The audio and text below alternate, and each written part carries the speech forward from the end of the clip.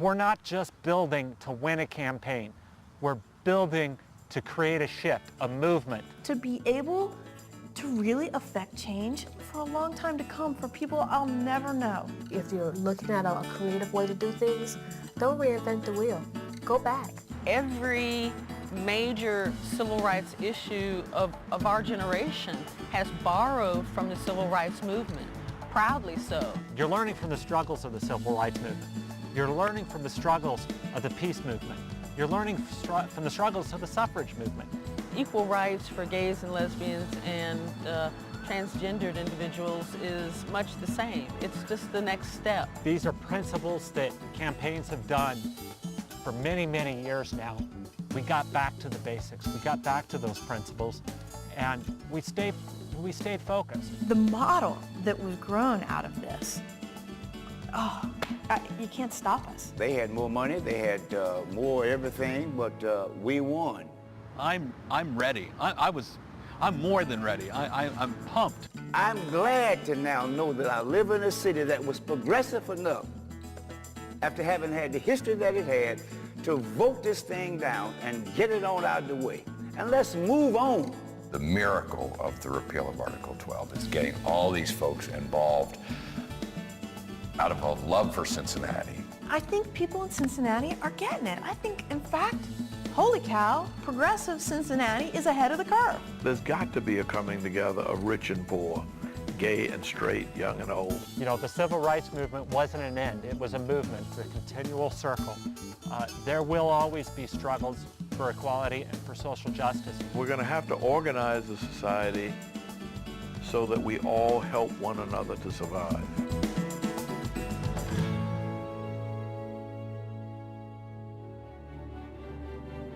The next couple of years probably pose the greatest challenge the progressive movement has ever faced. We will ultimately prevail if we are true to our convictions and sensitive to the problems and needs of others, as we want them to be to our needs and problems.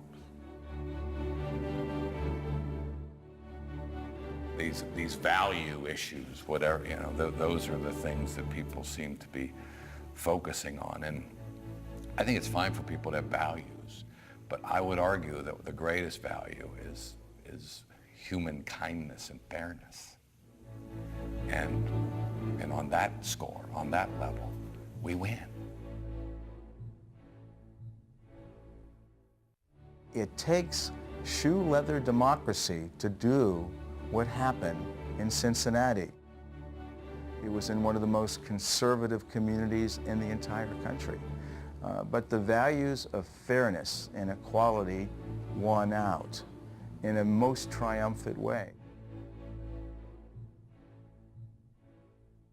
If we make campaigns passionate political issues that are focused on people and that build communities, we'll be successful. We'll have engaged somebody in the process and hopefully opened up some people's hearts and minds.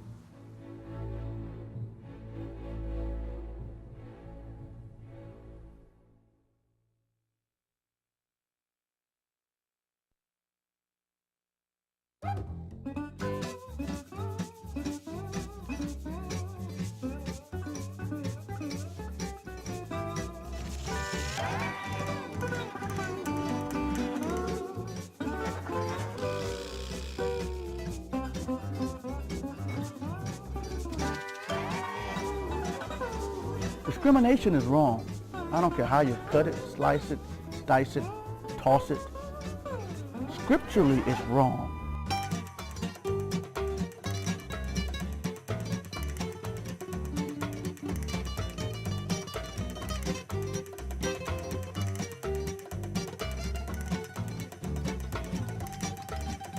Do I have an opinion on Article 12? Yes. I voted on Article 12. I'm not going to tell you which way I voted on Article 12. I'm a reporter.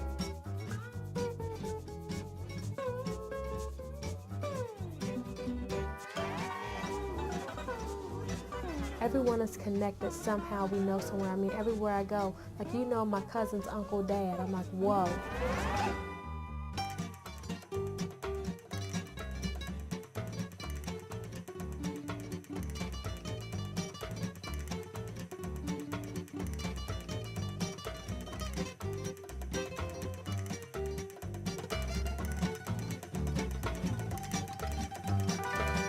See what you're gonna do, like the average reporter, you're getting a whole lot so you can put it in, and you know, I'll probably get a sound bite when it all comes down to it. Whenever I see the finished product, my wife will say, well, what'd you sit out there all that time for? I said, well, we just enjoyed each other.